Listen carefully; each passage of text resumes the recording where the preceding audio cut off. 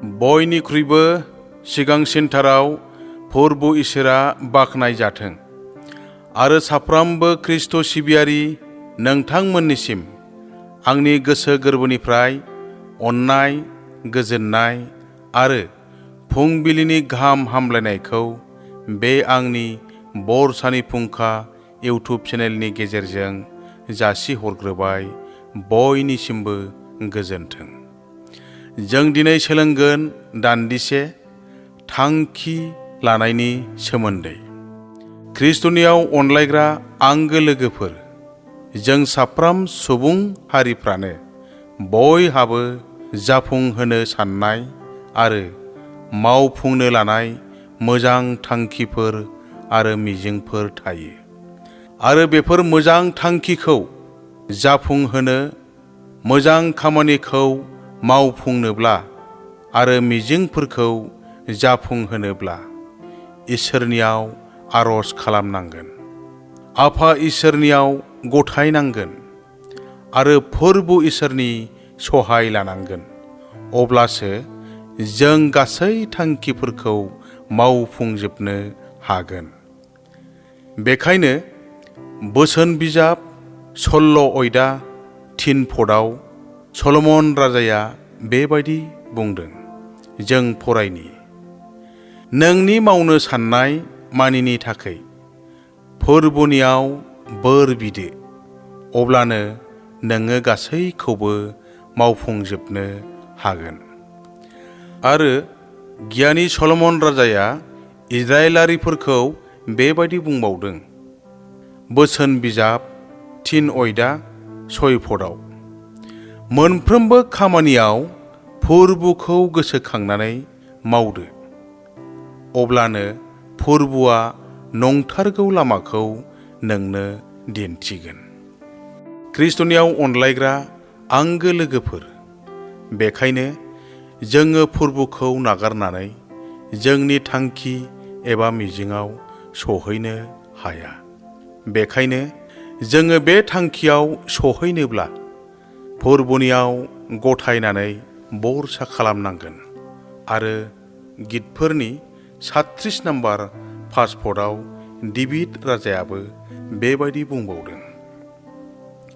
गावनि थाबायगोन लामानि सिन्थाखौ फोरबु इसोरनियाव गथायनानै बिनियाव बरसा खालामदो, अब्लानो बियो मावफुंगोन। आरो जेब्ला जिसु ख्रिस्ट'आ गावनि चेलाफोरखौ आरज खालामनो फोरोंखाङो, अब्ला जिसुआ बेबायदि बुंदों गावनि चेलाफोरखौ। लुकासनि 11 अयदाय 9 पदनिफ्राय 10 पदसिमाव, नोंसोरो बि, अब्ला नोंसोरनो होनाय जागोन। नोंसोरो नायगिर, अब्ला नोंसोरो मोनगोन। नोंसोरो दराव सौ, अब्ला नोंसोरनो खेवनानै होनाय जागोन। मानोना बिग्रा साफ्रामबो नाजावगोन आरो नागिरग्राया मोनो, आरो दराव सौग्रानो खेवनानै होनाय जागोन। ख्रिस्ट'नियाव अनलायग्रा आंगो लोगोफोर, बेखायनो जोंबो जोंनि मावनो लानाय थांखिफोरनि थाखै फोरबु इसोरनियाव आरज खालामनांगोन, आफा इसोरनियाव बिनांगोन, गथायनांगोन। अब्लासो जों बयबो अनसुला आफा इसोरनि हेफाजाबजों जाफुंनायखौ मोननो हागोन।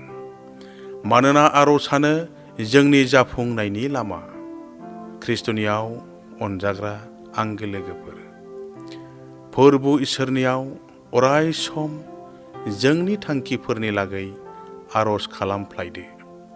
अब्ला आफा इसोरा जोंनि थांखिफोरखौ गावनि हेफाजाबजों जाफुंहोथारगोन।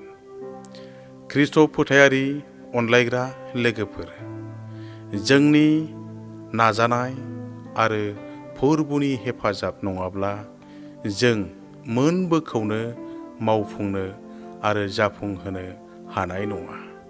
बेखायनो सल'मन राजाया इजराइलारिफोरखौ रायथिनानै बेबायदि बुंदों, नोंनि मावनो साननाय मानिनि थाखै फोरबुनियाव बोर बिदो, अब्लानो नोङो गासैखौबो मावफुंजोबनो हागोन।